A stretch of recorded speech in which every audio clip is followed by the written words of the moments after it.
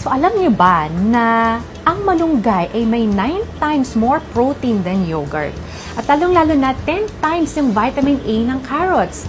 At syempre, kung ang potassium ang alam natin ay saging, mas marami pa tong potassium kesa sa saging, 15 times.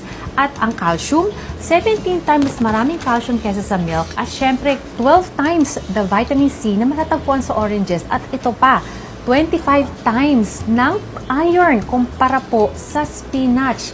So, paano nga ba natin maihahalo ang malunggay sa pang-araw-araw nating mga pagkain? Bukod po sa fresh na malunggay, meron din po mga ibang preparations na maaring mabili. May mga malunggay flakes na yun po ang nilalagay sa mga pagkain natin. At meron din pong mga powder na nabibili para nai-scoop na lang to para sa inyong mga juices, mga pagkain, mga sopas, or even yung iba pwede naglalagay sa kanin kung gusto nyo rin po.